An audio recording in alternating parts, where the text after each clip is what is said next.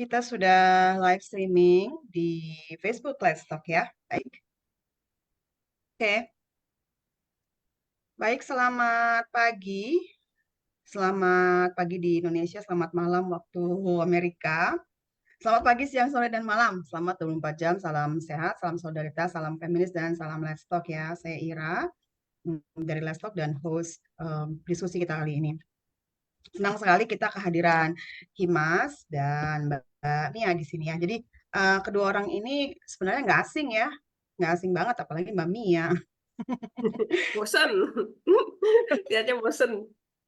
Mbak, ya Himas ini sebenarnya bagian dari KCIF ya. Himas ya dulu saya host di panel Himas gitu. Nah, Himas ini salah satu panelis atau presenter di salah satu panel kita di KCF tahun lalu gitu. Tapi tahun ini nggak ikutan lagi, Mas ya. Tahun depan mudah-mudahan ikut ya.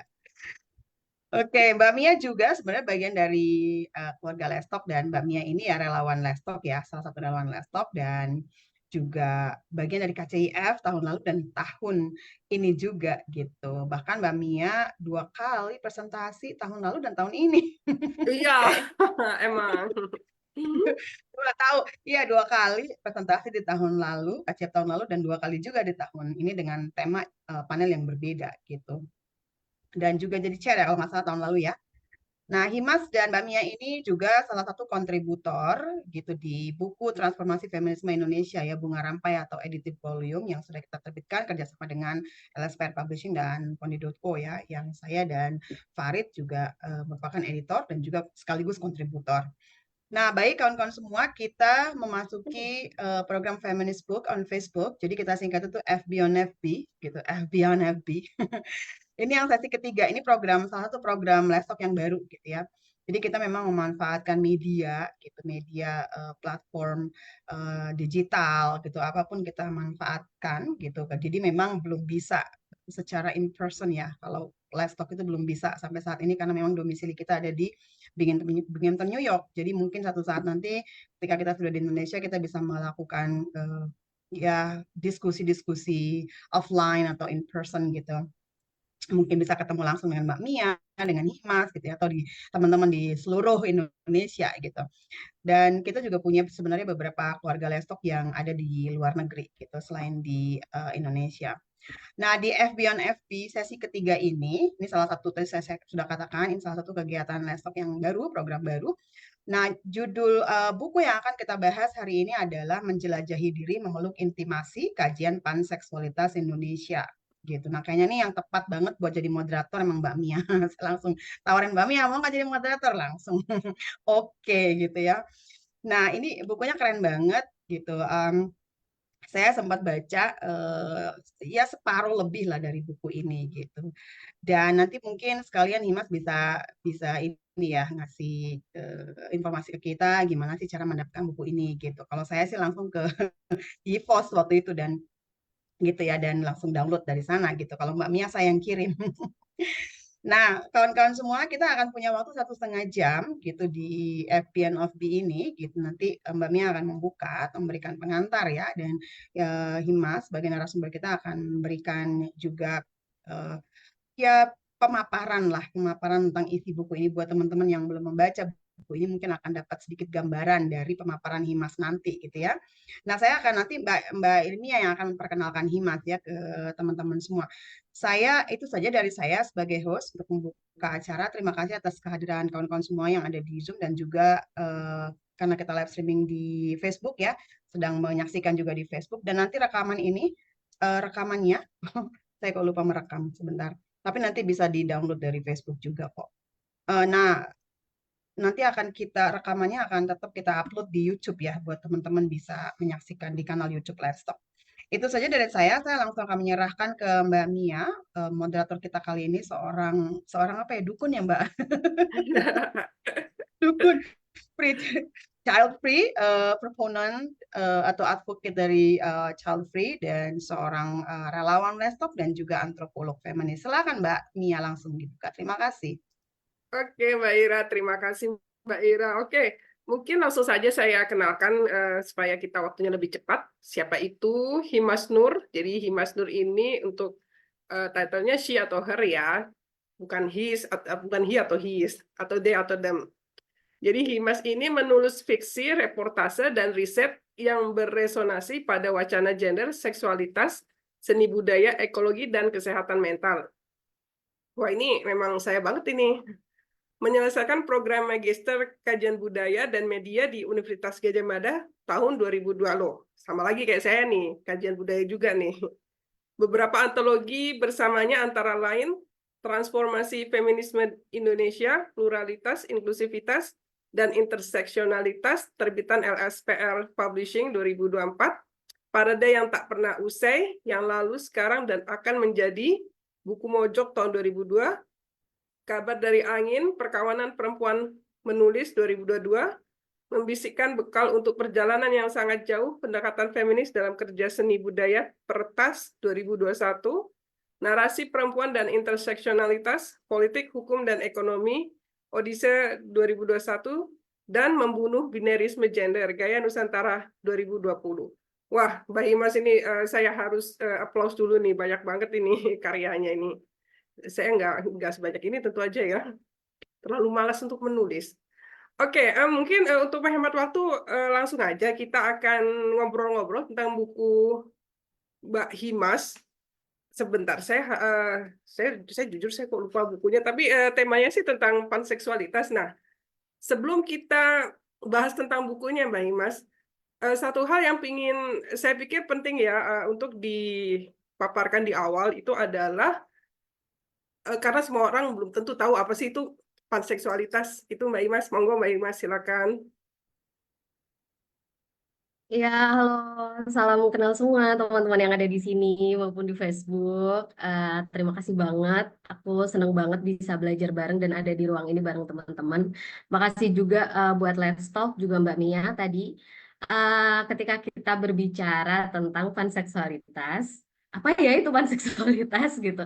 Sebenarnya kalau misal ditanya soal perkara definisi, aku sih ya ada definisi yang pasti tentang panseksualitas. Intinya adalah bentuk perasaan aman, perasaan nyaman, atau mungkin bisa didefinisikan seperti ketertarikan emosional atau ketertarikan fisik atau apapun itu sesuai yang nyaman, yang dihayati orang tanpa memandang gender gitu. Jadi kalau misal kita di wacana mayor biasanya kan, atau mungkin kita banyak melihatnya orang-orang hetero gitu, itu kan memandang gender berarti ya, memandang gender lawan jenis dalam tanda kutip. Nah kalau panseksualitas itu jadi kalau suka sama orang nggak mandang gender gitu. Sebenarnya intinya di situ. Cuman ketika berbicara definisi juga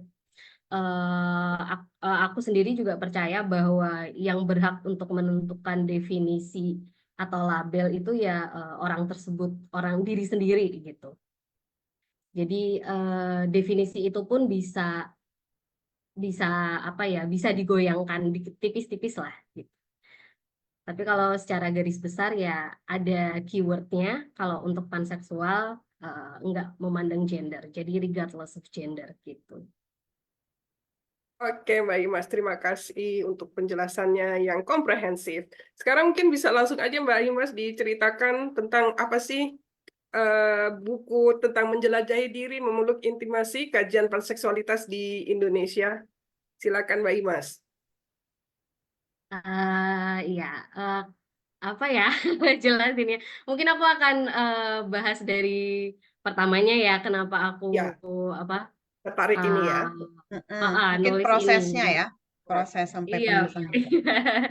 Jadi ini ada bukunya. Jadi sebenarnya buku ini itu embrionya dari Halo? tesis aku di kajian budaya dan media itu judulnya menerjemahkan masa depan, panseksualitas dan intimasi diri. Jadi memang berangkat dari tesis aku tersebut. Di situ sebenarnya dengan yang buku ini dengan yang tesis ini juga kurang lebih sama. Di situ aku berbicara, ngobrol, belajar banyak, sama di buku ini tuh ada 10 rekan penelitian aku yang menghayati diri sebagai seorang panseksual. Kemudian ada interseksi-interseksi lain yang aku pelajari juga, biar lebih beragam. Jadi di situ aku, di buku ini aku belajar sama 10 teman panseksual, tapi yang kategori sosial identitasnya berbeda-beda gitu. Jadi misal ada yang panseksual non dengan gender non binary, gender queer ada, gender fluid ada, gender transpuan ada, agender juga ada gitu. Kemudian ada juga dari kategori sosial usianya beda-beda, tapi kurang lebih sekitar di rentang 25 sampai 35 tahun. Nah, di situ ada kategori sosial lain di 10 teman panseksual ini juga yang domisilinya beda-beda. Kebanyakan memang masih ada di Jawa, di 5 ke atas gitu, 5 ke atas orang, tapi ada juga yang di diaspora juga ada, kemudian ada di daerah Sulawesi dan juga di Sumatera. Terus ada juga dengan kategori sosial ragam disabilitas gitu. Jadi teman-teman 10 ini ada dua orang gitu yang punya pengalaman disabilitas, dan ada 3 orang, dan itu juga mempengaruhi penghayatan mereka yang jadi berbeda-beda cara memproses panseksualitas mereka dengan kategori sosial yang berbeda-beda itu. Selain itu juga ya seperti ada tingkat pendidikan dan lain sebagainya. Nah, di buku itu jadi dengan garis interseksionalitas itu aku belajar mengenai perjalanan coming in, atau yang aku sebut di sini juga bagaimana mereka menjelajahi diri dan memeluk intimasi dirinya dengan kategori sosial yang beragam, dengan payung yang sama yaitu panseksual. Jadi kayak wah ternyata beda-beda ya, meskipun penghayatannya sama panseksual, tapi ternyata kategori-kategori sosial yang melekat di diri kita itu bisa menyebabkan prosesnya juga beda-beda gitu. Dan jadi apa namanya, ada banyak prioritas dalam tanda kutip, atau label mana yang lebih dipilih dalam tanda kutip oleh teman-teman untuk dijadikan agensinya dia dalam berjuang. Halo? Ini harus matiin ini deh. Halo? Halo. Halo, Mbak Himas kayaknya stop Iya. ya? Mm-mm. Oh, dia ininya kayaknya nggak nge-freeze. bagus ya. Kayaknya sinyalnya nggak bagus, nggak stabil. Nge-freeze. Halo, dimatiin aja kali Mbak Himas. Coba di ini, Mbak. Mungkin udah nggak di sini kali ya. Iya, kayaknya dimatiin aja videonya, dia mungkin nggak kuat ininya. Pikir pikir di punya aku, karena biasa kalau Sabtu gini banyak yang pakai. Oh Dan di gitu situ ya. banyak. Hah? Halo, Mbak Imas? Kayaknya Nggak dimatiin aja videonya, coba Mbak, soalnya tadi freeze apa mati. dimatiin atau nggak muncul ya deh. Iya, tapi gimana soalnya Di Facebook takutnya ya. malah kayak tadi freeze. Ya, ini udah Ya, tadi oke. soalnya ada yang nelpon. Oh, Kayaknya alah, jadi pakai ini HP ya, tuh. jaringannya anu ya. Oh gitu ya, ngaruh ya kalau ada yang nelpon ya. Iya. Ini Iya, pakai laptop ya? iya pakai laptop. Oh oke, jadi oke ngaruh. Oke lanjut silakan.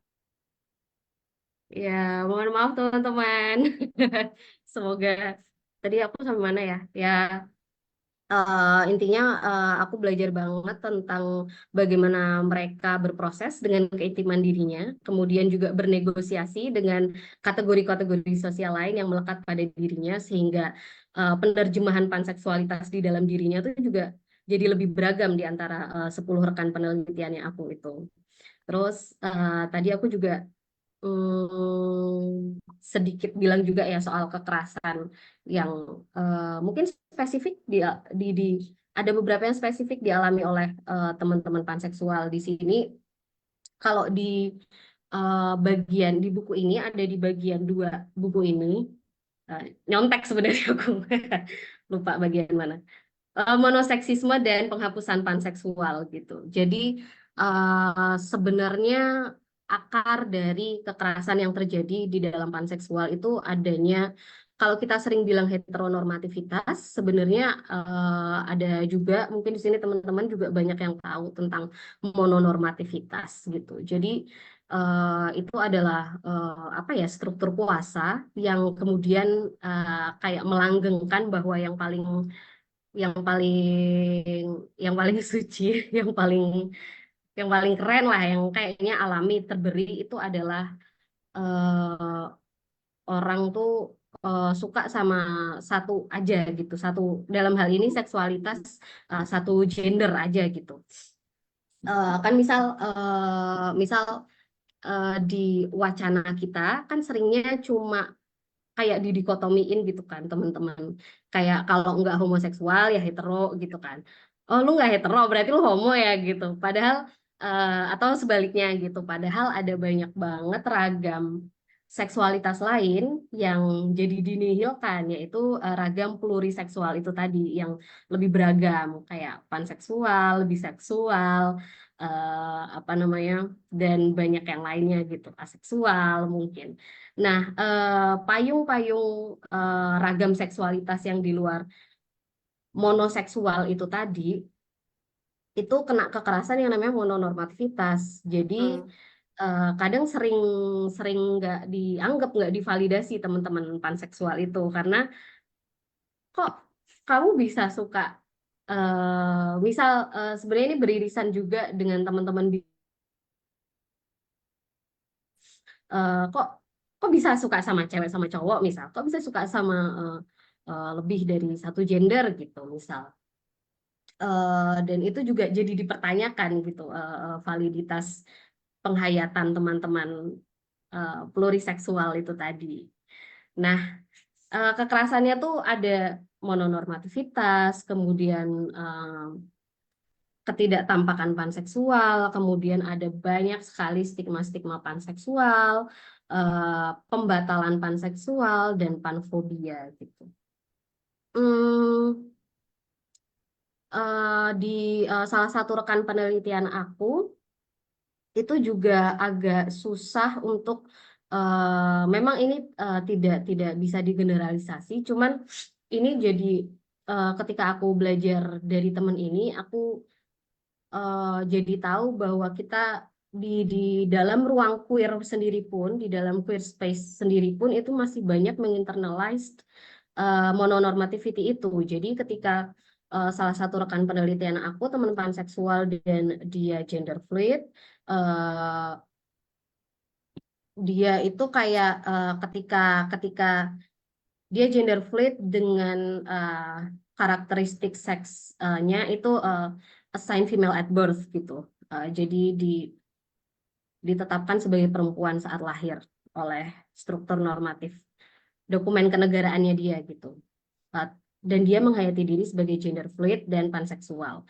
Ketika dia kemudian apa ya, memiliki relasi dengan sesama AFAB, AFFB itu tadi, itu teman-teman merangkulnya gitu. Tetapi kemudian ketika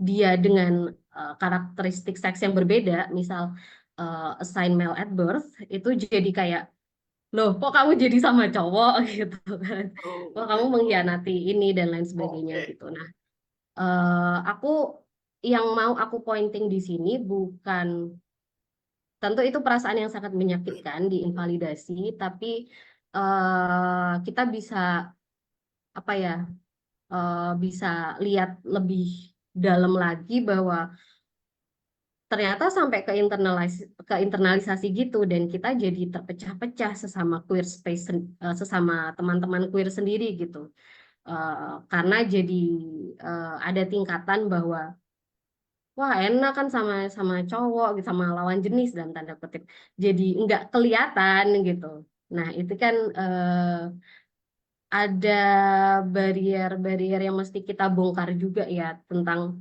biar enggak saling memusuhi satu sama lain yang sifatnya eh, yang setara gitu sama kita, karena ada di luar sana yang mesti kita lawan, yaitu strukturnya itu yang bikin kita jadi saling memusuhi. Kemudian itu salah satu yang bikin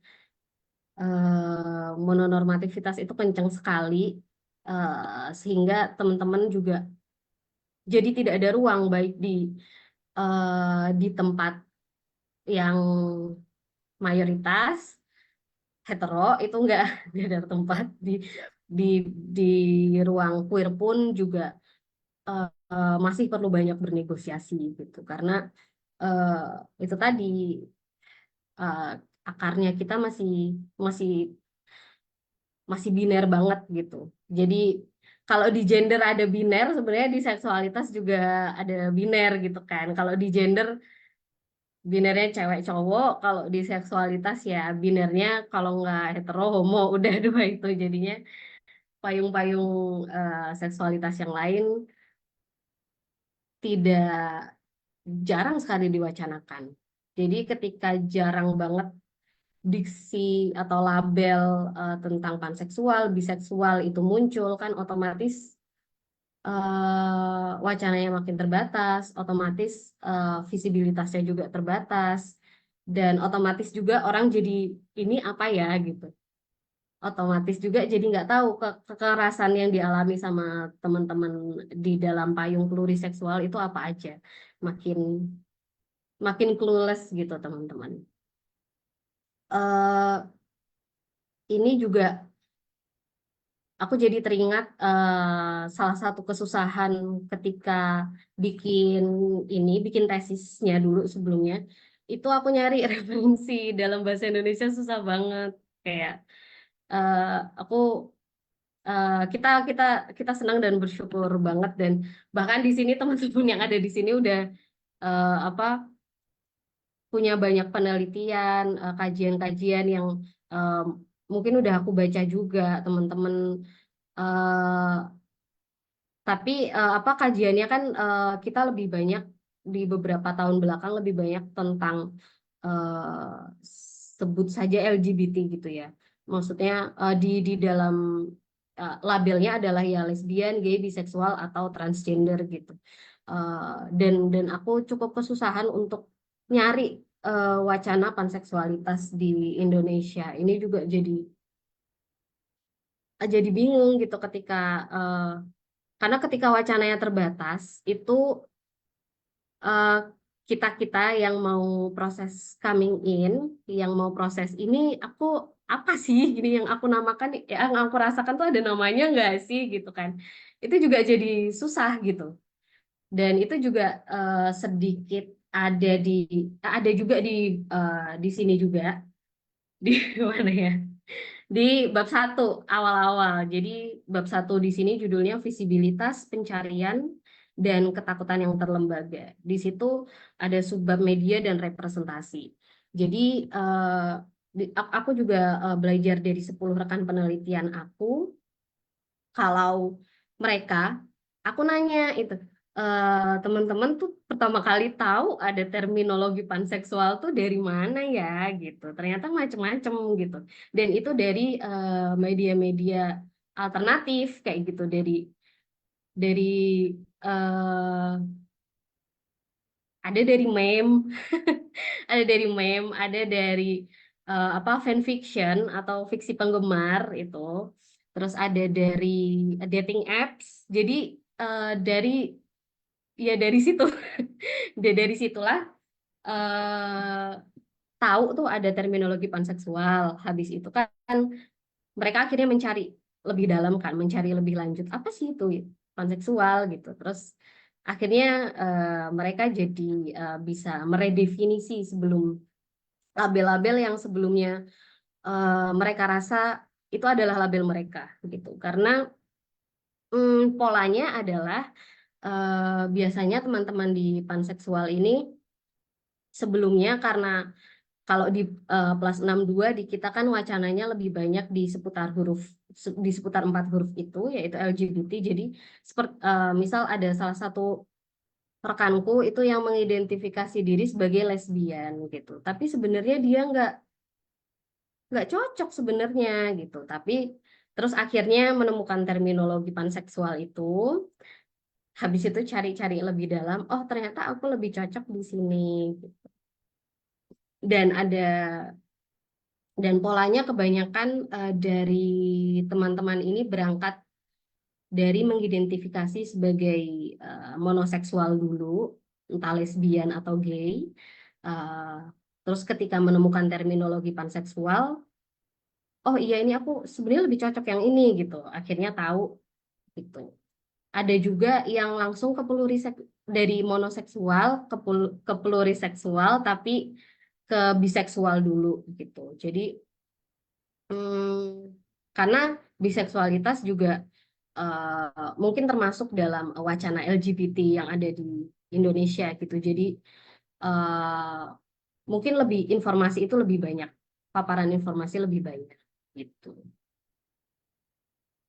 Kurang lebih begitu sih kalau pola-pola pengenalan yang dirasakan oleh teman-teman berkaitan sama struktur sosialnya kita, sama paparan informasi dari teman-teman, dapatnya medianya yang kayak gimana gitu.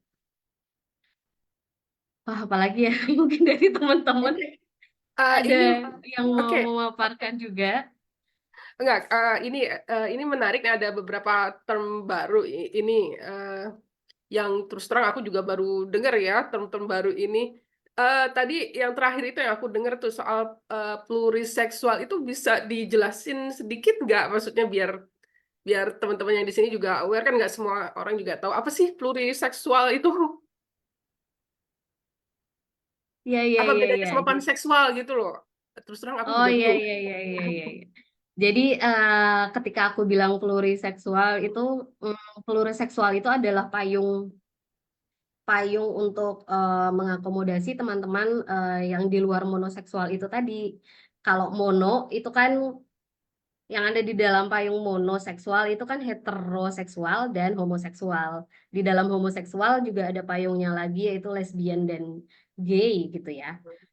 Nah, di luar itu adalah teman-teman pluriseksual gitu, yang seksualitasnya lebih plural mungkin ya.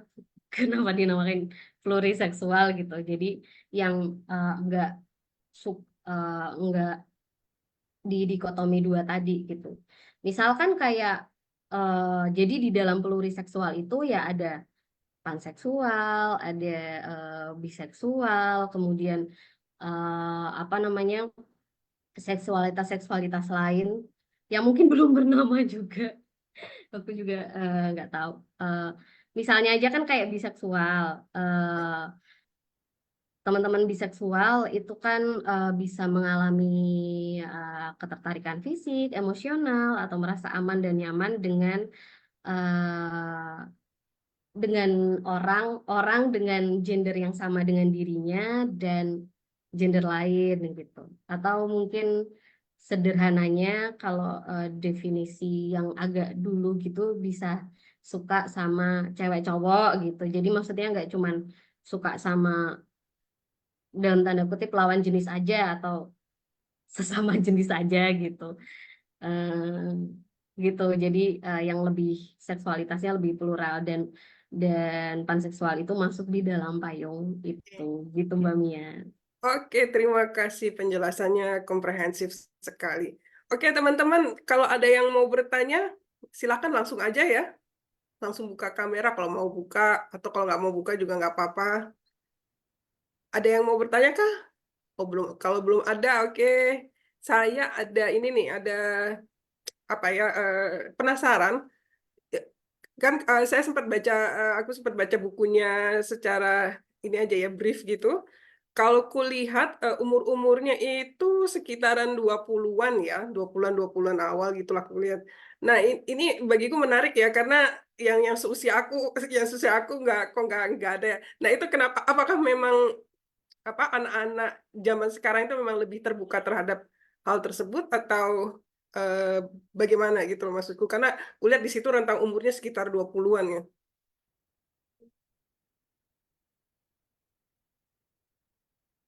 Nah, iya Mbak Mia. Jadi terkait umur itu juga ada sedikit kubahas di sini di bab awal juga. Kalau dari sejarahnya, yang ya itu sejarahnya kulit putih juga sih. Maksudnya kayak ya kita adanya itu, jadi coba aku pakai itu aja ya. Jadi sejarahnya kan memang apa namanya, ketika ada mulai muncul wacana biseksual, habis itu kan ada panseksual gitu yang mulai ber apa ya, istilah panseksual itu berbarengan dengan istilah posmoseksualitas itu di sekitar tahun 1990-an gitu kata yang menuliskan sejarah di sana gitu. Yang aku juga belum nggak tahu ya gimana cara menelusuri sejarah kalau di kita sendiri gitu di Indonesia. Tapi dari situ kemudian panseksual itu juga makin berkembang. Ada yang bilang juga di situ aku mengutip juga kalau itu bebarengan dengan makin maraknya teknologi informasi, globalisasi dan lain sebagainya. Jadi itu sebenarnya cukup beririsan dengan yang tadi aku bilang soal pencarian mereka itu lewatnya fanfiction, lewat dating apps, lewat ruang-ruang alternatif yang lain gitu. Dan kenapa kemudian ada di rentang 25 sampai 35-an, rentang-rentang milenial dan Gen Z lah gitu, milenial akhir dan Gen Z gitu ya. Karena memang itu tadi kan kalau kita ngelihat dari perputaran arus globalisasinya, kemudian banyak media-media baru yang bermunculan, kemudian dan itu tuh tempatnya native-native yang kayak Gen Z itu, yang kemudian akhirnya jadi punya itu pun Gen Z yang privilege ya, yang punya yang punya paketan data atau ya punya gadget sendiri lah gitu. Itu juga menarik untuk kita teliti lebih lanjut gitu terkait dengan irisannya dengan media yang ada di kita gitu. Tapi itulah sebab gitu. Jadi yang banyak menghayati dalam tanda kutip mungkin memang di sekitaran gen milenial dan Gen Z. Selain karena tadi ada dulu dulu belum ada, dulu masih sangat jarang kan. Sekarang aja masih sangat jarang orang ngomongin panseksual, apalagi dulu gitu kan. Dan makanya itu berpengaruh di usia-usia mana kemudian teman-teman ini makin terpapar informasi mengenai panseksualitas gitu. Nah, ini nih ada yang nanya nih si Utari nih. Utari nanya nih. Ini pertanyaannya sungguh menantang. Pertanyaannya Utari nih. Kira-kira bisa nggak ya istilah-istilah tersebut masuk ke KBBI ya? Kita tahulah secara KBBI Dewan Bahasanya seperti itu. Kalau menurut Ima sendiri gimana ini? Kira-kira bisa nggak istilah itu masuk KBBI ini? Menarik nih pertanyaannya Utari nih. Bikin penasaran. Kalau masuk ke KBBI, kalau panseksual udah ada, setahu Oke. udah ada. Pernah nyari soalnya. Wah, Oh, udah ada oke. gitu. Kenapa ya Wah, kita pasti seneng ya kayak udah dilegitimasi negara gitu ya. ya, Apa ya penting itu labelnya soalnya. kita ada gitu. Udah dilegitimasi badan bahasa kita gitu, seneng. Meskipun nggak tahu ya definisinya itu benar apa enggak, tapi kayak wah ada nih kemunculan terminologinya gitu. Ada kalau panseksual. Kalau pluriseksual aku nggak tahu. Aku lupa deh, aku pernah nyari apa enggak. Coba aja kita cari nanti. Tapi kalau bisakah istilah-istilah tersebut masuk ke KBBI, ya bisa asalkan yang punya kuasa di bagian KBBI mau terbuka dengan ragam SOGI SC kita, dengan ragam gender dan seksualitas kita. Pasti semuanya bisa kok, tinggal yang punya kuasa itu kayak gimana perspektifnya ya kan gitu. Oh Kalau ya, nanti dari kalau aku sih kalau gitu Mas Farid, kita sama Mbak Ira kita masukin ke situlah redakturnya KBBI lah supaya bisa masuk ya. Nah, eh, oh ya, teman-teman ini kalau ada yang mau tanya silakan lo langsung aja langsung aja buka video atau bagaimana. Nah, karena masih belum ada yang saya lihat belum ada nih. Nah, yang aku juga pengen tahu itu eh ini Himas ini menemukan mereka gimana ya, maksudnya ya walaupun kan memang mereka ada di online gitu, tapi gimana sih cara menemukan mereka dan gimana sih kemudian bisa building rapportnya gitu, membangun hubungannya gitu. ya itu juga di awal aku sebenarnya cukup pesimis dan karena kalau di in real life ya gitu, aku sebelum sebelum menulis tesis ini dan kemudian buku ini itu juga apa dengan teman-teman kenal dengan teman-teman panseksual itu cuma 3 orang, seingatku 3 orang gitu, dan itu kayak "Heh, siapa lagi ya nih yang apa namanya yang pan gitu, nyari yang sesektenya sama gitu pan gitu. Nah ini gitu, aku cukup ada rasa ada rasa insecure, ada rasa di awal-awal tuh kayak aduh bisa nggak ya aku menulis tesis ini gitu. Ketika aku aja nggak tahu ini ada teman-teman pan di mana, karena aku juga nyari kan kayak ya udah deh kayak komunitas di FB gitu misalkan di Facebook, atau komunitas NGO atau komunitas di atau akun-akun di Instagram lah yang panseksual Indonesia gitu atau apalah gitu. Itu sempat aku cari dan itu nggak ada gitu, karena kan emang kebanyakan mungkin komunitas NGO atau komunitas itu juga di yang kalau nggak menyeluruh tentang queer atau LGBT atau tentang feminis yang beririsan juga, kalau nggak ya yang gay atau lesbian gitu kan. Dan pada waktu itu sependek penelusuranku itu nggak ada gitu kayak yang akun apa kayak gitu, sektepan atau apa gitu nggak ada. Jadi kan aku juga bingung awalnya Sektepan itu sampai dicari ya sektepan.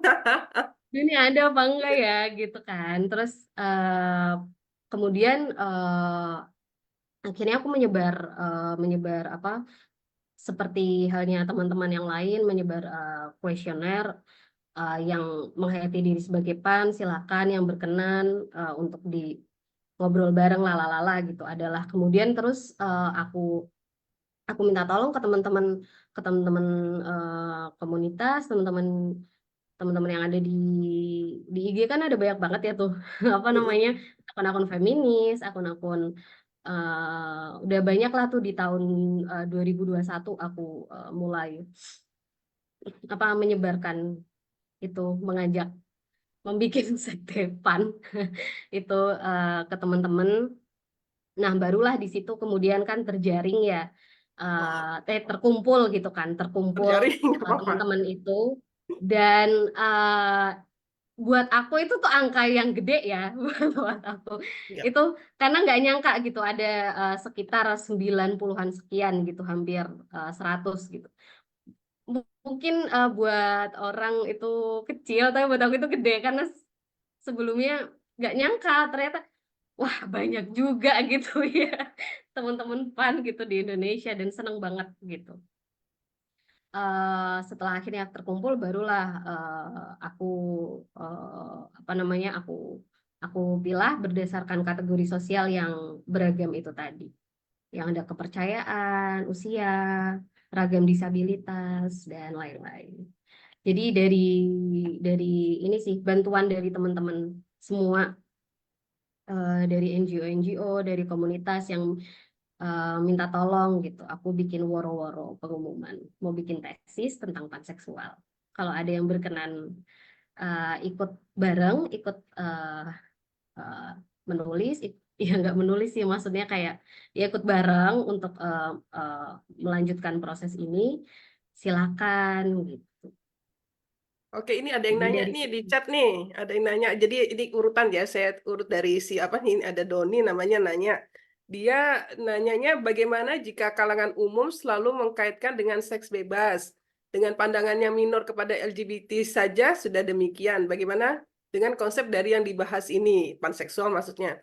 Mungkin akan dicap negatif lebih jauh, mohon pendapatnya gitu, kata Doni nih. Silakan. Habis Doni nanti ada Mbak Ira nih, dia mau langsung ngobrol nih. Habis Mbak Ira kemudian ada Dita.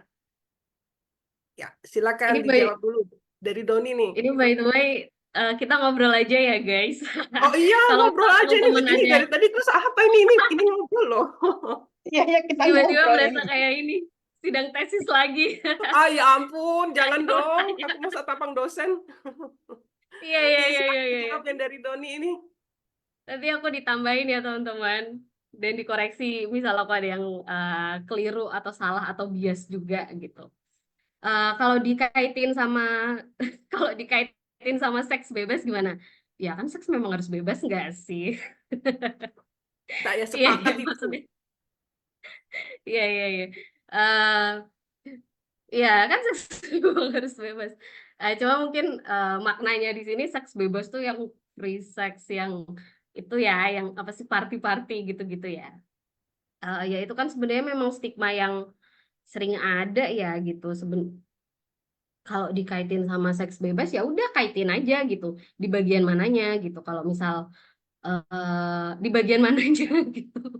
Apakah atau ini seksnya kan maksud makna seks ini kan hubungan seksual gitu kan. Bukan yang seks karakteristik seks gitu kan.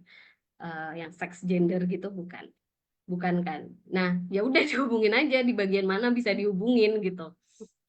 Kalau misal kita ada energi, ada waktu luang, ada energi yang cukup untuk ngejabanin atau apa ya, atau ngajak si orang yang yang nuding lu free sex ya gitu untuk membongkar itu bareng-bareng ya nggak apa-apa gitu. Tapi kalau misal aku biasanya gitu sih kalau misalkan sekiranya energinya kita mengidentifikasi diri kita apakah kita sedang ada energi, apakah kita akan ngomong sama eh, maaf batu gitu.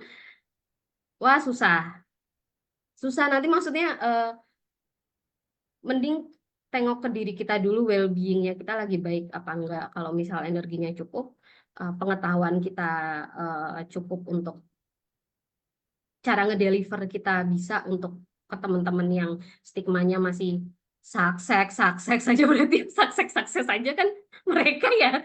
Padahal nggak ada hubungannya. Dari tadi aku ngomong kan emang aku ngomongin ini ya apa sih hubungan seks diranjang posisi apa segala macam kan enggak.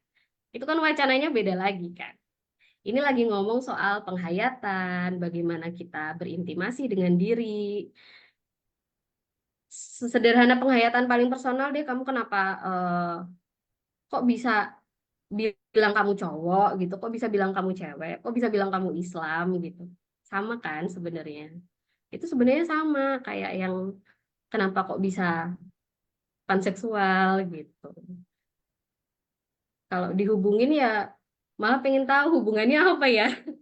Aduh nggak menjawab. Maaf ya. Nggak apa, udah itu udah sangat menjauh, itu menarik itu. Pertanyaan kenapa sih kita cewek, kenapa sih kita cowok gitu, kenapa kita hetero, kenapa sih itu lesbian, gay gitu, itu sangat filosofis jawabannya. Nah, oke, berikutnya nih Mbak Ira, silakan Mbak Ira. Mau langsung tanya Mbak Ira. Oke, makasih. Oke, makasih banyak Mbak Mia, Himas. Keren. Pertama-tama mau nanya yang di belakang benderanya punya di mana ya? Gampang nggak Ya ini sih bendera kalau beli? panseksual ya. Ini bendera Eh, eh, panseksual iya, guys. bendera panseksual di mana belinya? Di online, di Oh, Shopee. oke. Makanya Eh, gampang ada. nggak sih kalau di Indonesia beli Ada. bendera gitu? Kalau di sini, kalau di Amerika kan biasa ya bendera-bendera seperti itu pasti di depan rumah ya kayak bendera. Kalau kita kan bendera 17 Agustusan. Nah, kalau di sini tuh sepanjang masa tuh pasti ada bendera-bendera seperti ini. Dekat sekitar rumah kita juga banyak orang yang pakai bendera. Nah, kalau di Indonesia nggak yakin kalau kita pasang bendera di luar rumah terus aman gitu ya. Nah ini menarik banget Himas, kayaknya memang saya nggak bisa nulis di chat sih karena persoalan label ini menarik gitu. Kalau kita bicara dari pelabelan itu kan sebenarnya ya banyak ya label-label, tadi Himas juga sudah menjelaskan tentang yang disebut dengan pluriseksual ya, juga dari bahasa Inggris plurisexuality yang memang ketertarikan dengan multiple genders kan, banyak gender gitu. Nah itu term apa umbrella term gitu, tapi satu lagi ada umbrella yang disebut dengan alloseksual kan, alloseksual. Nah kalau yang tadi Himas jelaskan kan pluriseksual ya masuk di dalamnya panseksual, biseksual gitu.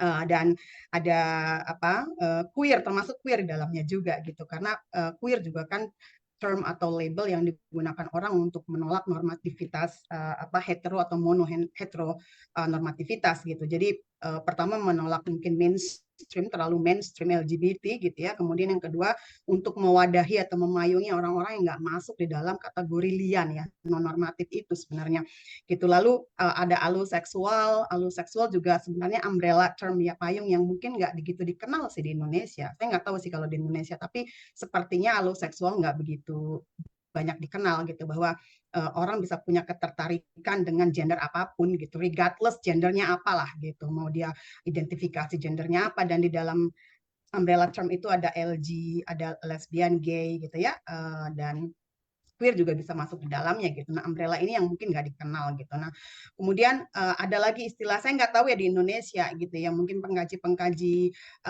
gender non normatif itu bisa menjelaskan, atau seksual orientasi yang non normatif seperti androseksual. Itu kan kalau di Amerika itu biasa ya androseksual, kemudian demiseksual gitu ya. Demiseksual itu orang yang punya apa keterikatan secara emosional, deep connection secara emosional, terus pengen berhubungan seks gitu dengan mereka, misalnya ya teman, sahabat gitu ya, salah satunya gitu. Nah itu disebut masuknya ke dalam demiseksual. Ada androseksual, orang yang tertarik dengan spektrum maskulinitas gitu, maskulinitas, dan regardless mau dia itu gender assigned at birth-nya itu apa gitu, regardless apapun gendernya, apapun jenis kelaminnya gitu ya, yang penting dia maskulin gitu, maskulinitas spektrum. Ada lagi orang yang disebut aromantik, ada lagi aseksual yang mungkin kita nggak bahas ya di Indonesia. Soal aseksual ini juga sebenarnya penting gitu. Nah kalau kita lihat mungkin kawan-kawan pernah mendengar Kinsey ya, Kinsey spectrum of sexuality ya gitu. Ada hetero, homoseksual, ada 7 kan. Salah satu kategori yang paling akhir itu adalah aseksual gitu. Dan yang paling atas misalnya yang hetero 100%, yang paling bawah adalah homo 100%, tapi ada spektrum gitu. Nah, kalau kita bicara gender spektrum kan sebenarnya seksual orientasi juga spektrum ya, dan continuum gitu. Nah, ini jadi artinya banyak loh. Yang ingin saya katakan tuh label-label tuh banyak yang mungkin di Indonesia belum begitu ya, Himas ya. Panseksual aja tadi mungkin pertanyaan Mas Doni juga gitu mungkin yang ngarahnya. Jadi kayak misalnya LGBT aja udah dianggap free sex gitu ya, dalam tanda kutip lah, menurut pemahaman orang-orang awam lah free sex itu gitu ya. Nah, kemudian apalagi ada kata-kata panseksual gitu. Ya, mungkin orang nggak gitu kenal dengan panseksual apa sih gitu ya. Roti apa sih gitu. Udah langsung image-nya jelek aja, buruk gitu. Apalagi kalau kita bilang aseksual, ih masa ada orang aseksual sih gitu. Ih masa ada orang, ada lagi istilahnya free seksual. Frey itu fry tulisannya. Frey seksual itu orang yang suka sama orang asing. Jadi pengen berhubungan seks, atau nggak hanya berhubungan seks tapi punya ketertarikan lah gitu, dengan ya ketertarikan seksual tuh nggak harus selalu berakhir di ranjang gitu ya. Ketertarikan seks itu nggak harus loh, ketertarikan seksual itu bisa bisa aja kita suka gitu ya, tapi nggak harus berhubungan seks gitu. Artinya banyak banget nih label-labelnya ya kan gitu, dan di Indonesia belum dikenal gitu. Panseksual aja nggak dikenal, tadi Himas nyari susah banget, 10 orang tuh udah nomor, udah udah wah udah gede banget gitu ya gitu. Nah ini membuat gini, pertanyaan saya ini ada beberapa Himas. Ini Himas kita ngobrol ya, maksudnya kita pengen tahu pendapat Himas, tapi juga pendapat research subjeknya Himas gitu ya, kawan-kawan yang 10 orang tadi, kalau pernah ada pembicaraan soal label-label ini gitu. Pertanyaan saya pertama gini, satu, seberapa penting buat kawan-kawan riset subjeknya Himas ini pelabelan ini gitu. Label ini kan mereka nggak kenal nih sebelumnya panseksual gitu. Nah, saya baca ada beberapa orang yang mengikuti training SOGIC ya, itu kemudian berusaha mengidentifikasi diri dan merasa, oh ini saya banget nih, ini pas banget nih panseksual gitu. Label ini label buat saya gitu, yang selama ini saya nggak tahu namanya apa gitu. Seperti kita nggak tahu namanya lesbian atau gay gitu ya, atau bisexual gitu, atau aseksual, queer gitu. Kita kan nggak tahu nih sebelum ada label-label itu masuk gitu ya, dikenalkan ke kita gitu melalui training tadi misalnya gitu. Yang itu pun sebenarnya kan dari luar juga ya, misalnya dari Amerika gitu. Ada kata-kata SOGIC, kemudian ada kata-kata oh demiseksual nih ternyata saya gitu. Oh ternyata saya androseksual gitu ya. Itu kan orang nggak dikenalin juga di Indonesia gitu. Nah, kalau misalnya pada pelatihan SOGIC dikenalkan beragam banyak jenis seksualitas atau orientasi seksual, tidak hanya hetero dan tidak hanya homo gitu ya, homoseksual yang biner tadi atau gender juga banyak. Nah, itu mungkin orang juga akan mulai bermunculan wacana-wacana itu ya, Imas ya. Jadi akan saya ternyata tuh bukan lesbian loh, saya ternyata demiseksual loh. Oh, saya ternyata triseksual loh. Oh, ternyata saya tuh aseksual gitu ya, nggak punya ketertarikan gitu. Nah, mungkin kalau label-label itu kemudian kita dikenalkan di Indonesia, diwacana di Indonesia, mungkin akan banyak orang kemudian mengidentifikasi diri, menghayati gitu ya seksualitasnya itu dengan bahwa saya ternyata demiseksual gitu, bahwa saya ternyata androseksual gitu. Itu ya, seberapa penting itu label-label itu gitu. Tadi juga Farid sebenarnya udah nanya sih, bukan hanya label tapi yaitu kemudian penghayatan itu sampai kemudian dia yaitu menjelajahi diri kalau bahasanya Himas ya, menjelajahi dirinya, kemudian dia bereksperimentasi, kalau saya boleh bilang juga bereksperimentasi terhadap seksualitasnya. Seksualitas itu kan sebenarnya eksperimentasi kan, gitu loh. Dan dia harus diberikan ruang sebebas-bebasnya untuk mengekspresikan diri kita. Ternyata kita tuh nggak ini, ternyata saya tuh nggak suka sama ini, ternyata saya suka sama gender apapun gitu loh. Saya nggak peduli seksualitasnya apa, jenis kelaminnya apa, orientasi seksualnya apa gitu. Ternyata saya bisa suka sama orang seperti itu gitu misalnya. Nah kayak gitu Himas. Jadi terhadap ya itu tadi penghayatan dia, kemudian identitas dia, bagaimana dia mengidentifikasi diri itu seberapa penting. Yang kedua soal ini Himas, jadi menurut riset subjek Himas ya gitu dan Himas sendiri. Yang kedua soal pelabelan ini kan satu sisi membuat yang invisible menjadi visible ya Himas ya. Ya kan yang tadinya nggak ada nih, orang nggak tahu, nggak ada bahasanya gitu. Ternyata setelah ada pelabelan-labelan ini, oh ternyata ada bahasanya, ternyata ada namanya loh gitu. Tapi seberapa besar potensi kemudian pelabelan-pelabelan yang banyak ini membuat perpecahan. Tadi kan Himas sudah ngomong soal perpecahan ya kan? Ada division gitu, ada divide di antara queer, di antara LGBT sendiri dengan munculnya panseksualitas, dengan munculnya queer. Ada yang menyatakan I am not a lesbian, I'm a queer gitu ya. Ada yang bilang oh aku misalnya panseksual, aku nggak gay loh gitu. Ya kan? Tapi ada juga yang memasukkan LGBT di dalam panseksual atau juga ada sebaliknya kayak gitu-gitu loh. Jadi saling overlap gitu. Ada yang gay tapi dia juga panseksual, ada yang demiseksual tapi dia juga biseksual gitu. Bisa juga kan overlap gitu. Nah, ini seberapa besar potensi membuat bukan hanya membuat dia yang visible yang invisible menjadi visible, tapi membuat tadi itu perpecahan di antara community LGBTIQ community, SOGIC community gitu ya dan alloseksual, pluriseksual gitu. Seksualitas yang tidak normatif lah gitu. Itu bagaimana kalau menurut Himas kemudian kita berstrategi atau menyiasatinya dengan banyaknya level-level yang kemudian akhirnya membuat orang jadi sadar dengan dirinya sendiri, oh saya nggak masuk ini, tapi juga membuat jadi ada batasan gitu, bahwa ternyata aku tuh selama ini bukan bagian dari komunitasmu gitu. Aku tuh ternyata panseksual, aku tuh bukan queer gitu ya. Itu kan ada, jadi akhirnya terpecah-pecah gitu. Nah, gimana tuh Himas melihatnya? Itu dulu Himas. Terima kasih. Oke, makasih banyak Mbak Ira. Banyak Mbak, panjang banget. Tapi semuanya tadi yang dipaparin sama Mbak Ira aku sepakat banget. Dan memang ada banyak banget tadi ada Mbak Ira nyebutin ada banyak banget istilah tadi yang belum ada berseliweran di ruang ini ya.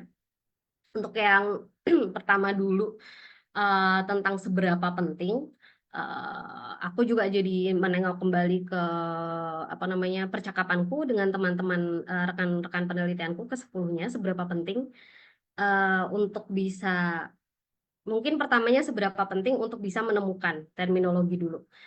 Penting banget, penting banget karena ketika ketika kita udah tahu kita siapa, ya kan, sama kayak ini kan sebenarnya kayak pencarian jati diri kan, yang sebenarnya tuh mungkin beyond di luar seksualitas juga. Ketika kita udah tahu kita maunya apa, kita pengennya apa, kita ini kenapa. Kalau misal di dalam wacana kesehatan gitu, misal atau kita lagi sakit, ini kenapa ya kok batuk pilek terus, ini kenapa gitu. Setelah tahu oh terminologinya ada nih, istilah kesehatannya nih, kamu sakit ini gitu misal. Itu sebenarnya sama ketika istilah-istilah lain yang kemudian aku akan bicara dulu tadi label atau identitas yang positifnya gitu ya, yang bikin kita jadi tahu siapa kita gitu. Sebelum ke pertanyaan 2 tadi ya, yang bikin perpecahan dan lain sebagainya, yang sebenarnya sama-sama validnya gitu. Di sini seberapa penting, sangat penting untuk ke-10 rekan panseksual ini tahu gitu, karena ketika sudah tahu dia siapa, kita siapa, kita jadi bisa tahu memikirkan langkah selanjutnya gitu. Ketika mereka sudah mempelajari dirinya, menjelajahi dirinya, mereka jadi tahu agensi ke depan mereka akan seperti apa gitu ketika berhadapan dengan orang lain, dengan kerabat dekat dan lain sebagainya gitu. Karena jadi bisa punya strategi untuk menyusun langkah-langkah mereka ke depan gitu. Dan terminologi ini jadi sangat penting buat mereka. Tapi kalau misal kemudian pertanyaannya misal seberapa penting identitas panseksual ini mereka gelorakan, atau mereka apa ya istilahnya, kayak coming out tentang panseksual, atau seberapa penting itu. Nah, itu yang aku belajar dari teman-teman panseksual dengan ragam kategori sosial tadi gitu. Misalkan teman rekan penelitianku ini dia adalah seorang panseksual, dia pengalaman disabilitasnya adalah disabilitas daksa, jadi kadang pakai wheelchair, kadang pakai sepatu yang buat, aduh apa sih itu namanya, sepatu yang buat mengakomodasi dia untuk jalan gitu. Dan dia gender fluid. Nah, jadi kan ada 3 kategori sosial di dalam dirinya: panseksual, gender fluid, dan juga disabilitas daksa. Seberapa penting panseksual itu? Penting, sama-sama pentingnya gitu. Dari tiga label yang dimarginalkan kan di Indonesia, dan itu ada di dalam dirinya, itu penting. Tapi kemudian dia lebih memilih apa ya, kemudian dia bernegosiasi dengan keadaan untuk aku mau memendamkan panseksualku ini, maksudnya nggak mau diomongin ke orang lain gitu, karena pengalaman disabilitasnya itu sudah sangat menyusahkan dia gitu. Menyusahkan dalam artian karena dia tinggal di Indonesia, kemudian ya kita tahu semua bagaimana aksesibilitas itu kayak gimana gitu. Dan kalau ketambahan orang tahu soal seksualitasnya, itu kayak nggak makin-makin nggak sih gitu. Jadi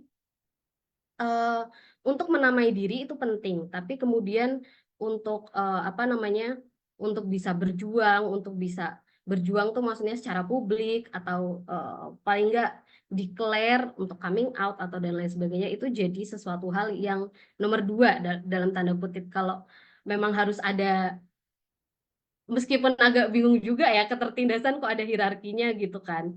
Tapi disitulah kemudian rekan aku itu memilih untuk itu juga penting, tapi ya Daksaku nih, wah nggak main-main gitu. Begitu juga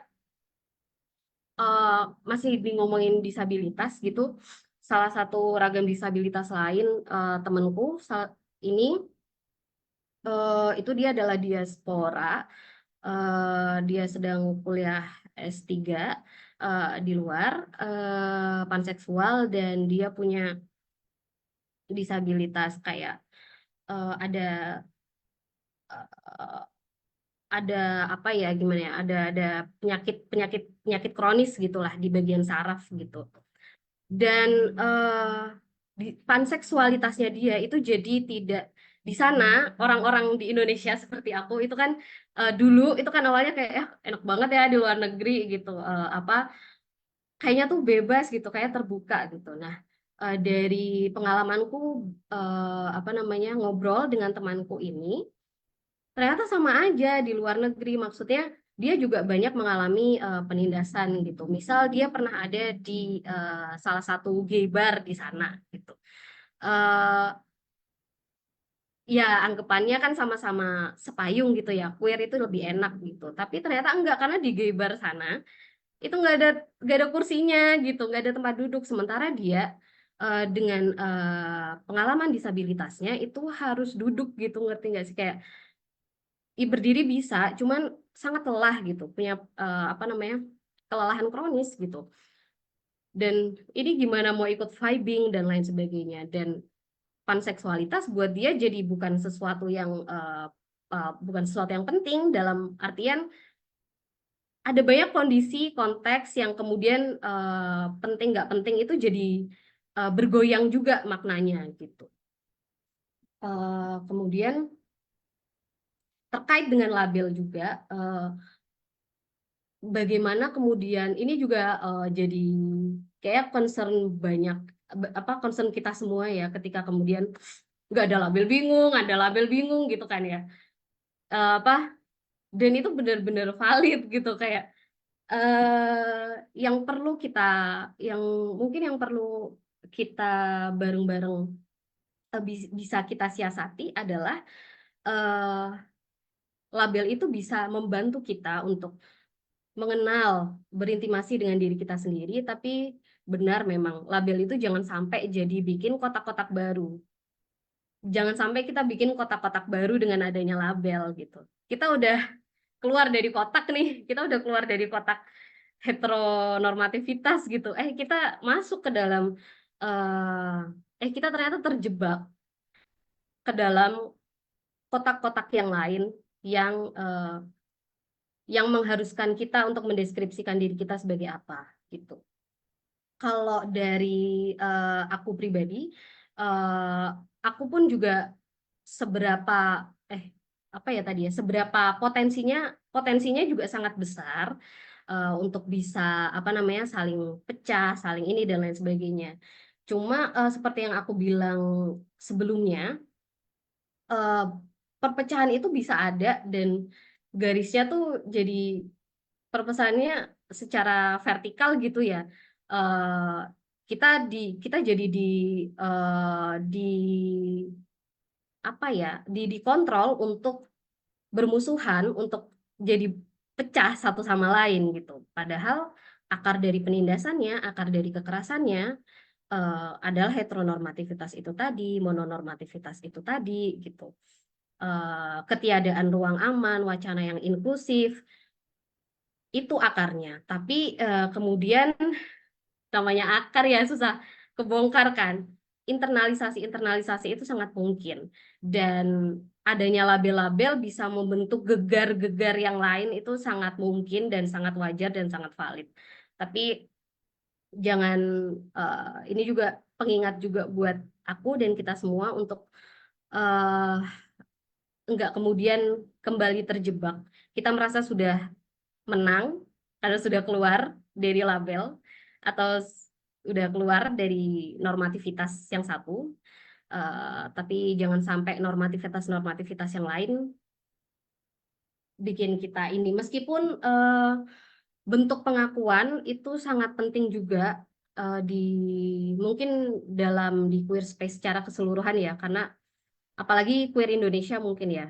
untuk divalidasi itu kan, untuk dapat validasi itu kan susah ya gitu. Ketika kemudian ada pengakuan dalam bentuk label, dalam bentuk KBBI, terserah lah itu definisinya nanti, yang penting ada terminologinya dulu, itu udah satu bentuk pencapaian. Tapi jangan sampai, tapi kita juga misal udah ada representasi dan lain sebagainya di film, di buku-buku, di konferensi dan lain sebagainya, tapi kita juga perlu sadar bahwa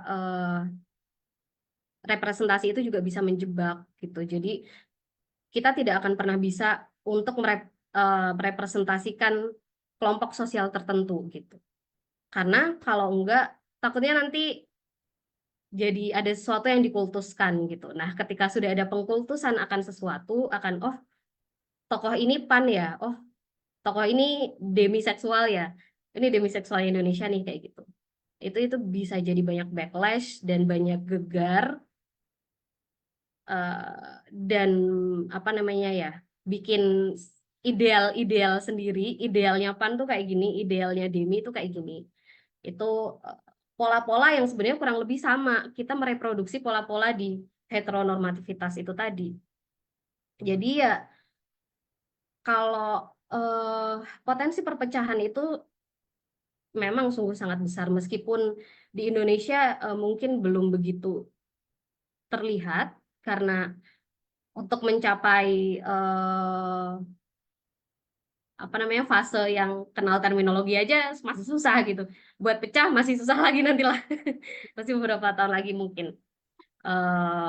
Maksudnya untuk yang secara banyak itu kayaknya belum apa namanya masih, meskipun di ruang-ruang kecil seperti yang tadi aku sebutkan ada juga. Dan itu tadi kalau dari aku merasa yang bisa kita bongkar bareng-bareng adalah akarnya gitu, bukan uh, perpecahannya. Kita bisa bersiasat bersama. Kenapa kemudian jadi ada iri hati? Misal, kamu PAN bisa sama cewek, kalau misal kamu sama cowok jadi nggak kelihatan kan? Kalau aku kan kelihatan gitu, nanti aku dipersekusi gitu. Nah, adanya iri hati, ada apa dan lain sebagainya, itu perlu divalidasi juga karena itu berangkat dari trauma juga, trauma kolektif juga. Tapi tapi projectingnya jadinya ke teman sendiri gitu kan. Itu yang perpecahan-perpecahan itu yang bikin benangnya kusut, dan yang aku pikir yang perlu kita urai biar benangnya nggak kusut itu ya akar kekerasannya itu tadi gitu. Dan itu tadi sih memang kita nggak boleh kejebak sama label-label yang ada, apalagi label-label yang ada itu dari luar gitu, dari kulit putih, dari orang-orang yang nggak mengalami pengalaman kita gitu. Kita mungkin punya definisi sendiri kok, label sendiri gitu.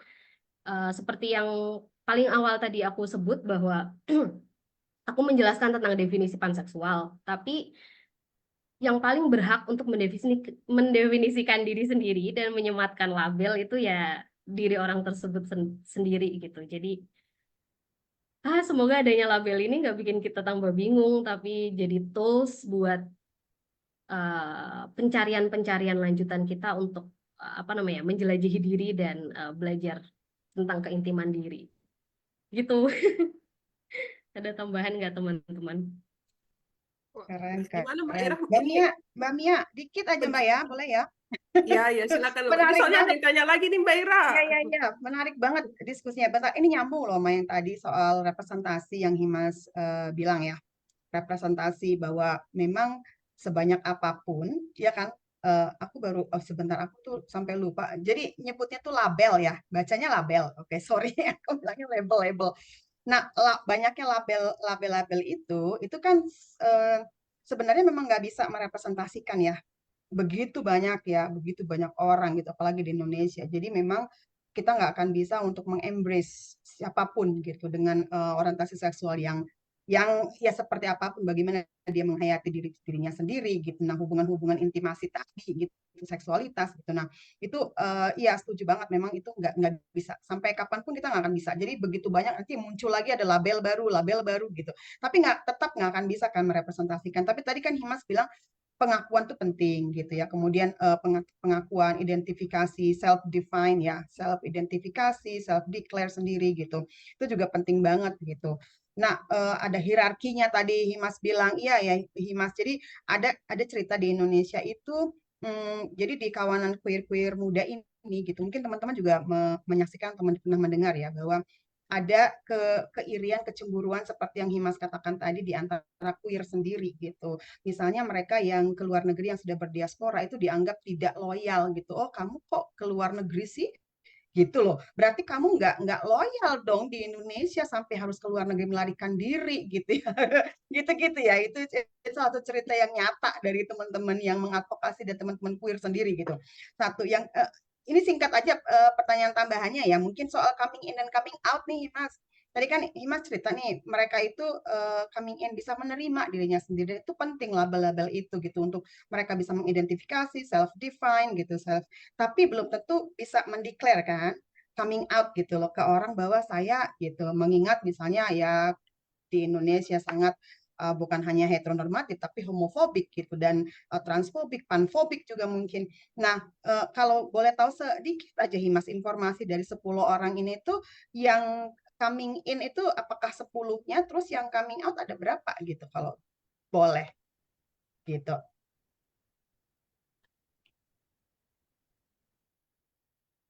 Iya, untuk proses coming in dan coming out itu kan sebenarnya bisa beririsan tapi juga bisa bisa dipisahkan gitu kan. Dan itu bukan coming in mungkin proses perjalanan seumur hidup ya untuk bisa mengidentifikasi lebih jauh, untuk bisa bernegosiasi dengan diri lebih jauh. Tapi kalau coming out ini juga ada di queer tuh juga ada politik visibilitas yang kemudian kadang bikin itu tadi kayak proses-proses pengakuan ketika kemudian apa namanya pengakuan itu penting, wacana itu penting, kemudian ada kayak ayo kamu juga harus coming out gitu ya kan, harus biar lebih banyak orang yang tahu. Nah itu ada beberapa teman-teman ini juga yang merasa kayak aku nggak mau, aku mau di dalam kloset aja gitu, aku mau mau terminologinya gitu ya, istilahnya di dalam kloset gitu atau ya udah nggak coming out gitu. Itu juga jadi problem dan problem tersendiri gitu di dalam ruang-ruang queer. Bagaimana politik visibilitas yang ada itu jadi bikin kita teman-teman queer, teman-teman PAN itu kayak dipaksa, dikontrol untuk mendeklarasikan diri gitu. Yang itu juga salah satu bentuk kekerasan juga karena kok yang hetero nggak pernah tuh ngedeklarasiin diri aku hetero gitu ya. Tapi kenapa ketika orang-orang di luar minor, di luar mayoritas, kenapa harus mendeklarasikan dirinya sebagai apa, sebagai siapa gitu. Kalau dari 10 rekan penelitian ini, ada yang coming in ada yang memang tidak coming out. Salah satunya si temanku yang disabilitas daksa itu, kemudian temanku yang diaspora, kemudian udah selebihnya tuh kayak ada gender yang panseksual dan gender transpuan itu juga. Oh ya, soal transpuan juga panseksualitasnya jadi nggak begitu terlihat terlihat ya, karena kita masih pakainya budaya visual yang itu, jadi orang-orang lebih ngelihat dia sebagai transpuan gitu. Jadi panseksual bagi dia juga nggak balik lagi ke yang penting nggak penting, itu jadi biasa aja gitu. Jadi ya dia ya biasa aja gitu, tidak menganggap coming out itu sesuatu yang eh Nggak prioritas gitu ya buat dia. Wah, Mbak Himasnya bilang terlempar atau kalau gimana nih? enggak ya udah gitu, yang nggak prioritas gitu. Terus ada teman itu rekan yang cismel, ada salah satu cismel, panseksual cismel di Manado, itu juga declare dan biasa aja. Tapi yang declare ini kebanyakan orang-orang oh gay ya gitu. Jadi nggak tahu panseksual, tapi jadi dia panseksual tapi karena dia cismel, jadi kayak oh homo ya gitu. Jadi orang-orang tetap ya itu nganggapnya oh nggak queer, LGBT lah ya gitu. Tetap nggak nyantol itu panseksual apa gitu, cuman ya udah gitu. Terus ada lagi temen itu cis female, dia di Bandung dan dia declare dan nggak masalah. Yang ini soal declare nggak declare coming out ini juga banyak kan layernya teman-teman, yang bergantung ada support system apa enggak, kondisi finansialnya gimana, banyak lah ya yang melingkupi. Terus yang gender fluid di Jogja itu declare juga dan maksudnya coming out juga ke teman-teman, dan ya yang satu di Jogja juga gender queer, dia coming out juga, cuma ada beberapa kekerasan yang terjadi karena dia AFAP dan sama AMAP gitu ya, AMIB gitu, jadi agak dikecil-kecilkan dari queer space. Jadi ada satu lagi yang agender itu juga enggak coming out. Jadi ada tiga. Dari 10 orang ada 3 yang tidak, maksudnya mendeklarasikan diri. Karena alasannya macam-macam. Yang sebenarnya kita pun juga nggak perlu tahu alasannya mereka. Tapi ya ada banyak struktur sosial di hidupnya mereka yang kemudian tidak penting untuk mereka ceritakan ke dunia luar. Gitu. Oke. Thank you, Udah? Himas.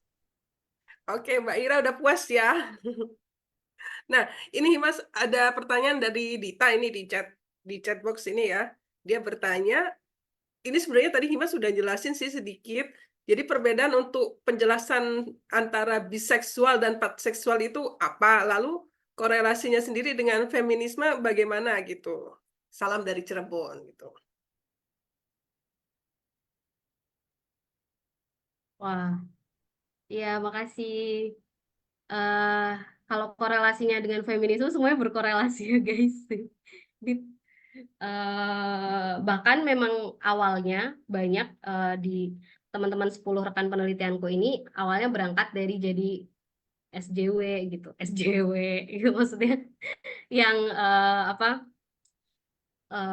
Yang mulai melek dan menyuarakan kesetaraan gender dan lain sebagainya. Dan memang polanya di Indonesia pun juga begitu ya, memang dari gerakan feminisme kemudian makin meluas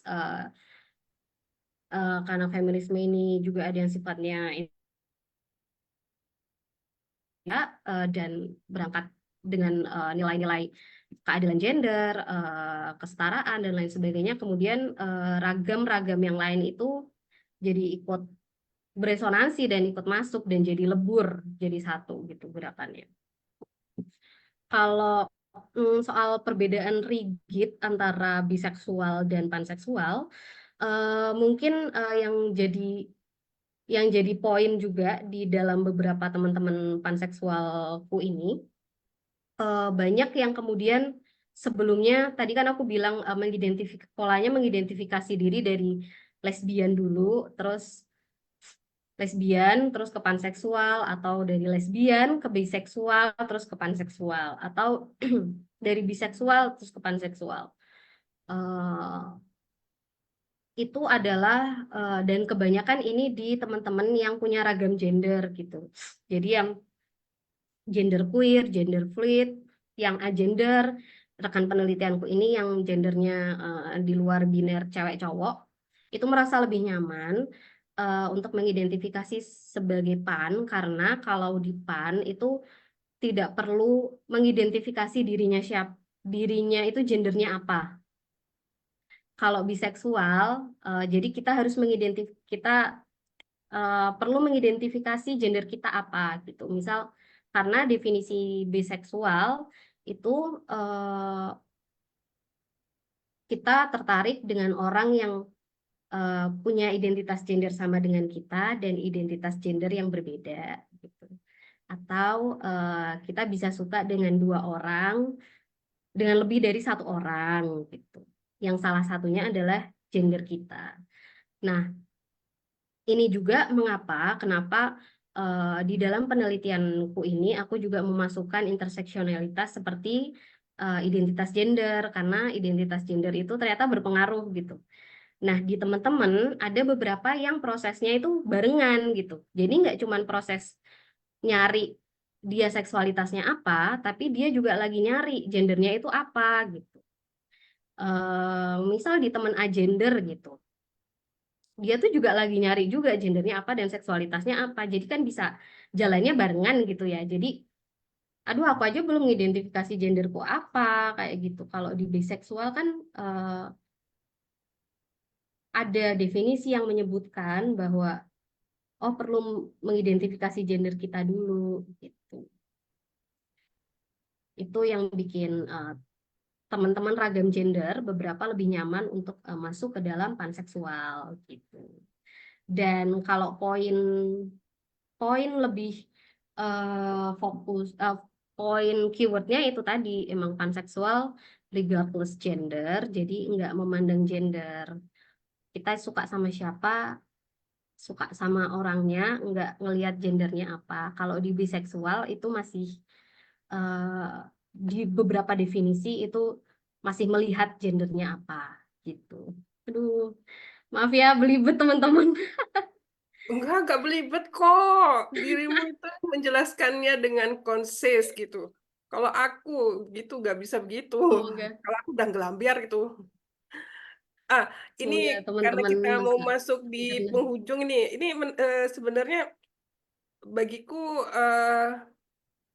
apa ya ya ini isu yang menarik karena yaitu panseksualitas memang masih di Indonesia masih masih sangat jarang dan bagiku yang paling paling paling menarik adalah bagaimana kawan-kawan panseksual ini kemudian menemukan sesamanya itu loh karena ya bagaimanapun itu apa namanya penting ya hal-hal seperti itu apalagi apa dirimu kan juga concern di isu apa kesehatan mental seperti itu kan pengaruh sekali ya siapa sih aku itu kan kenapa aku kok beda ya sama yang ini kok aku nggak masuk di sini ya dan itu kan pengaruh sekali ke mental ya hal-hal seperti itu dan itu menarik menarik sih bagiku bagaimana mereka menemukan jalannya itu bertemu dengan kumpulan-kumpulan dengan sesama apa panseksual itu akhirnya. Pertanyaan terakhir ya ini karena sudah mau habis waktunya pertanyaan terakhir dariku sebenarnya dari apa yang sudah dirimu lakukan itu dengan penelitianmu itu bagaimana sih menurutmu ini ke depannya? Apakah ada semacam mungkin ya secerca harapan lah seperti itu untuk keragaman yang ada di Indonesia seperti itu? Itu aja sih. Barangkali ada hal-hal yang positif yang bisa kita membuat kita senang bersama gitu. Makin ke sini sih positif dong. Dan apalagi makin banyak ruang-ruang alternatif untuk mengakomodasi kita bicara aman soal ragam gender dan ragam seksualitas itu. Salah satunya aja ya Let's Talk ini gitu. Dan adanya konferensi, ada ada udah mulai banyak ruang-ruang alternatif, baik itu ya sifatnya digital banyak banget sih, digital banyak banget gitu. Meskipun mungkin untuk yang lebih komprehensif, untuk lebih yang wacananya lebih inklusif itu masih perlu kita bangun bareng-bareng. Tapi udah ada wadah buat bersuara, wadah aman, ruang aman buat bersuara, buat sambat, buat marah-marah, buat buat apa ya menumpahkan banyak emosi gitu. Emosi seneng, emosi solidaritas, emosi marah bareng-bareng gitu. Kadang kan susah ya buat teman-teman queer bahkan untuk mengekspresikan emosi marah, emosi sedih, emosi kecewa, emosi direpresi dan lain sebagainya itu nggak punya ruangnya. Dan aku pikir semoga dengan makin banyaknya apa namanya ruang-ruang alternatif yang ada ini cerah lah. Udah kayak prediksi BMKG aja nih. Ya, Kita ya. kita harus kita harus ini nih, kita harus berterima kasih kepada Ustadz Farid dan Ukti dia ini karena sudah menyediakan Let's Talk untuk kita bicara hal-hal seksualitas yang dia yang di luar yang normatif itulah. Applause dulu lah buat ini kita kasih applause lah buat Ukti Ira sama Ustadz Farid ini Let's Talk asik loh. Oke, karena udah 5 menit lagi udah 10.30 dan saya mulai rasanya kok lapar ya. Jadi saya kembalikan ke Mbak Ira, silakan Mbak Ira. Oke. Oh, di sana jam berapa sih? Pas ya berarti ya? 10.25 di Pas sini. ya berarti ya? Kurang 5 menit, Mbak. Masih ada 5 menit loh.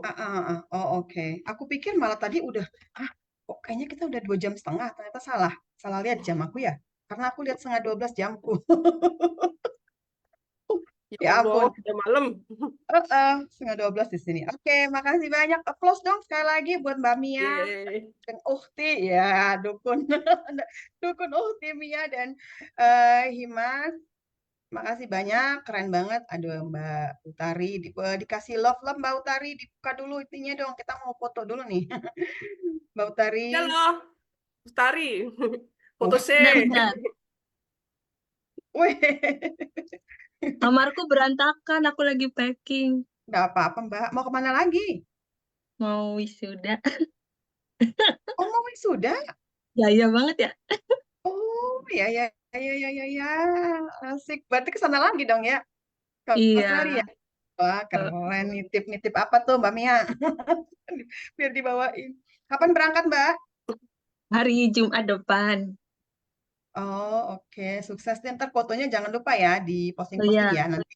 Aduh, Ya. Ya, waduh, posting lah. salah. Di keluarga Lestok Aku, juga dong. aku. Di keluarga Oh iya, Lestok juga. benar. Nyari tempat yang lebih terang. Dan Keren. aku Oke, kita foto dulu ketularan. yuk. Biar aku ketularan, Utari. Oh iya, Mm-mm. oke. Mbak Mia tuh udah pengen banget tuh lanjut.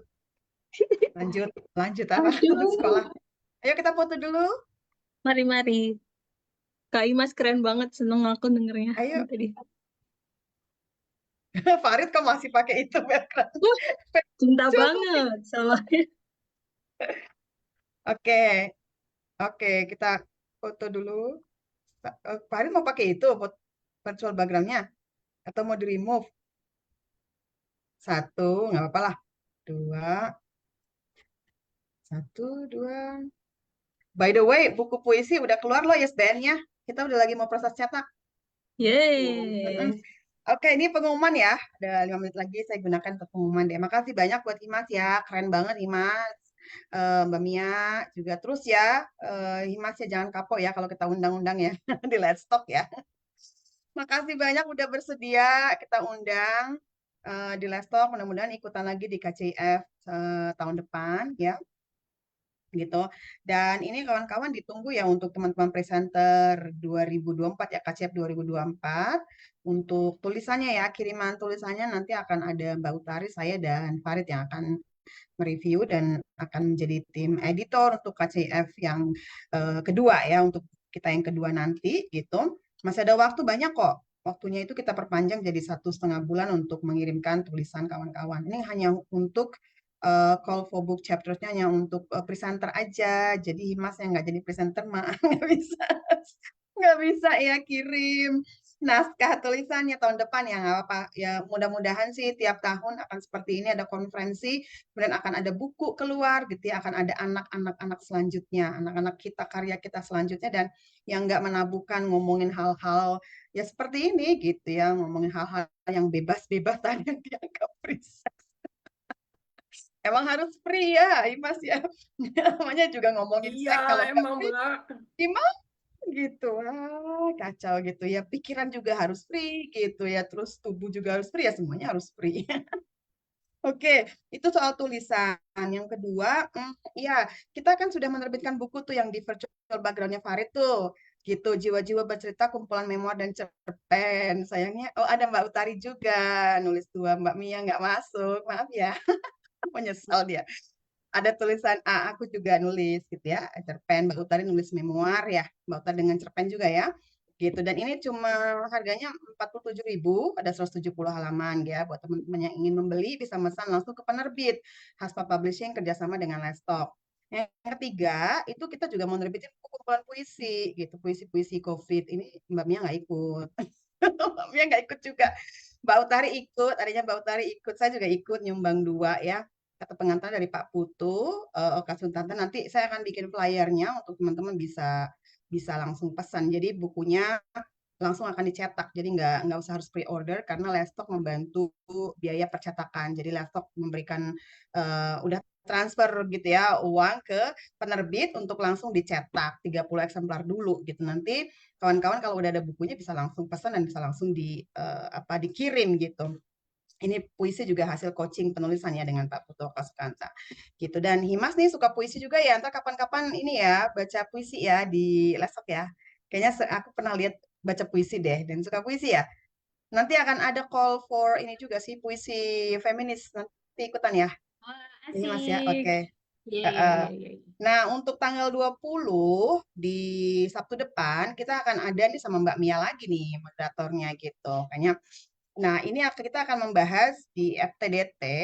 FTDT itu, nah ini Mas, kalau ini memang tesis dan disertasi khusus, tapi nggak seperti ujian juga. Jadi modelnya itu talk show gitu, interaktif, moderator nanti kita akan persiapkan pertanyaan, kemudian tanya jawab gitu tentang disertasi selama 2,5 jam sampai 3 jam gitu. Lama, lebih lama dari ini, dua kali lipatnya.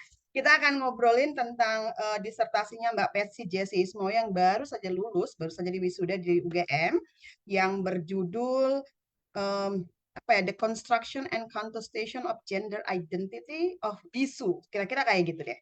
Jadi ngomongin kontestasi dan negosiasi dan kontestasi dan reconstruction BISU di Sulawesi Selatan gitu. Kita akan ngomongin disertasinya Mbak Jessie ya.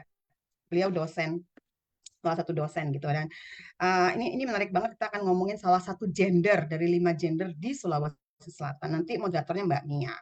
Lalu kemudian di tanggal 27 hari Sabtu, kalau tadi tanggal 20 malam ya, jam 19, kalau tanggal 27-nya kita akan merayakan ulang tahun salah satu pionir ya, feminis, kawakan feminis veteran di Indonesia yang berusia 70 tahun, Mbak Julia Suryakusuma. Beliau akan merayakan ulang tahunnya. Jadi salah satu programnya Lestok ini merayakan ulang tahun feminis dengan cara yang unik, dengan caranya Lestok. Dengan cara ada pentas seninya, pesan dan kesan, ada webinarnya, ada diskusinya juga. Judulnya Jihad dan Ijtihad Julia Suryakusuma terhadap gerakan anti gender dan anti feminisme. Gitu. Dan akan ada banyak narasumber, akan ada banyak yang ngasih pesan kesan, akan ada banyak yang juga tampil baca puisi dan nyanyi. Gitu. Ada Pak Eka Budianta akan baca puisi, akan ada kan Mbak Kanti Janis akan nyanyi, Maria Budianta gitu. Terus ada pesan kesan dan untuk 6 orang narasumbernya itu ada Ibu Musda Mulia, ada Kang Marzuki Wahid, ada Mbak Masruha, kemudian ada Henry Julius ya. Queer, ada Translaki juga, terus satu lagi Bu Sylvia Tiwon. Nah, ini yang jadi keynote speaker-nya KCF tahun lalu, beliau akan menjadi narasumber juga nanti di acaranya Mbak Julia gitu. Jadi untuk kawan-kawan ini gratis, jadi silakan datang di Zoom Let's Talk ya, nanti akan kita sebarin flyernya. Lalu bulan depan ini akan ada FTDT, Feminist Thesis and Dissertation Talk, chapter 24. Nah, ini yang mau wisuda nih, yang mau berangkat ke Australia. Akan dibedah disertasinya bulan depan. Ini aku belum dikirimin loh Mbak Utari. Belum dikirimin Masa disertasi. belum? Sudah. Udah ya? Udah ya? Udah, Oh, linknya ya, oke. udah Kak kasih. Iya. Oh, iya, iya, ya. Serem Nanti ini tak moderatornya tak Mbak bikinin Mira. pertanyaannya. Iya, aku karena kita Iya. nyambung kan. Masih ada nyambung-nyambungnya. Kecuali ada yang mau, nggak apa-apa sih. Aku kalau ada relawan yang mau, aku nggak apa-apa. Aku lepas tugas. Itu aja sih dari laptop. Untuk buku-buku selanjutnya untuk acara Feminist Book on Facebook nanti akan ada ya tiap bulan. Mudah-mudahan setiap bulan akan ada satu buku yang akan kita bahas atau bedah. Kalau Himas punya teman yang juga ada nulis buku ya, monograf ya, bukan antologi, boleh nanti kita promosikan. Himas boleh dong dipromosiin bukunya sekali lagi ditunjukin. Nah, buat teman-teman, ini bukunya, ini buku versi cetaknya coba Himas mana? Nah, itu bukunya. Nah, itu bandaranya sama bendera panseksual. Gitu. Nah, Iya, untuk Sam. dapatnya gimana, Himas? Bolehkah itu PDF-nya dibagikan atau bagaimana? Boleh banget. Jadi untuk karena ini kemarin kan bagian dari GeForce juga, jadi itu cuman kayak cetak 100 eksemplar. Kalau misal teman-teman mau buku fisiknya itu ada di GeForce, bisa minta minta di apa? Minta kirimin langsung aja sama GeForce gitu. Tapi ada PDF-nya dan apa namanya open, bisa langsung kalau mau lewat aku juga bisa. Nanti akan langsung aku kirimin, bisa langsung ke aku kalau ini di Facebook ya Facebook Himas Nur atau ke alamat emailku di himasnur8@gmail.com atau kalau misal mau mengunduhnya lewat website Wivos juga kayaknya kalau di Vos itu websitenya kayaknya ini deh bisa dibaca doang tapi nggak bisa diunduh gitu. Jadi kalau Oke. misal mau yang PDF-nya bisa langsung menghubungi aku aja atau kalau di Instagram juga bisa. Oke, berarti kalau di keluarga Lestok ini kita bisa ya? Bisa kita Bisa kasih ya banget. kawan-kawan ya di keluarga Lestok. Kita punya memanage satu WAG namanya keluarga Oh, Lestok gitu. iya iya iya. Jadi ada berapa 200-an 230 berapa ya anggotanya. Jadi nanti kita bisa ini buat disebarin ya karena kita juga ngunduh kemarin dari websitenya IVOS tuh. Bisa Oh iya diunduh. iya Cuma iya. harus ngisi form ya. Harus ngisi Oh form. iya harus ngisi form Nanti identitas mudah-mudahan dulu kayaknya. untuk berapa bulan lagi nanti ada edisi yang satu lagi kan ada Kastebi ya. Kastebi ini juga sama ya, ada dua ya kan yang bisa diunduh di Vos bukunya Hima sama Iya. bukunya Stebi. Nanti kita akan undang Stebi juga di Letstock ya gitu. Untuk edisi bulan berikutnya gitu. Karena Stebi ini juga bagian dari KCF tahun lalu dan KCF tahun ini gitu. Jadi nanti mudah-mudahan kita akan memperbanyak ngobrolin tentang seksualitas di Indonesia. Itu saja, makasih banyak sekali lagi Mas, sukses selalu, semangat. Pokoknya nanti jangan kapok kalau kita undang lagi ke depannya. Makasih banyak. Ya, Mbak Utari, pokoknya sukses, hati-hati ya. Safe travels gitu. Wisudanya harus banyak-banyak foto. Zaman sekarang harus banyak-banyak foto. Dibuka Mbak, di aman-aman. Iya, Nah, aku tuh bukan penyuka seremoni, Mbak, sebetulnya. Jadi kayak males, terus iya sih, ya tapi sudahlah. penting loh ada paling nggak ada Iya, satu heeh. foto pakai toga ya, pakai kan namanya orang tua juga pengen lihat kan ya, pastinya pengen Ini lihat beneran anaknya apa enggak pakai. sih sekolah gitu ya? Ngapain lama-lama Iya gitu. betul. Sendirian ya Mbak? Mm-mm, mm-mm. Oh, nggak ngajak Nggak orang tua ya? mampu. Biayanya cukup besar, Mbak. Iya sih ya. Sukses ya, Waduh, Himas juga sukses selalu Mbak Mia. Sampai ketemu di acara lasok berikutnya ya, nanti Sabtu depan. Terima kasih sekali lagi. Mohon maaf atas segala Makasih ya, kekurangannya kalau ada yang kurang Mas, berkenan ya. makasih, Mbak Mia, Saya Ira pamit makasih. undur thank you, Mbak diri. Makasih. Imas. Selamat beraktivitas. Makasih Dadah. teman-teman Rukuni Makasih semuanya. Mas ya. Bye-bye. Makasih. Good Dadah. luck ya Let's semuanya. Bye.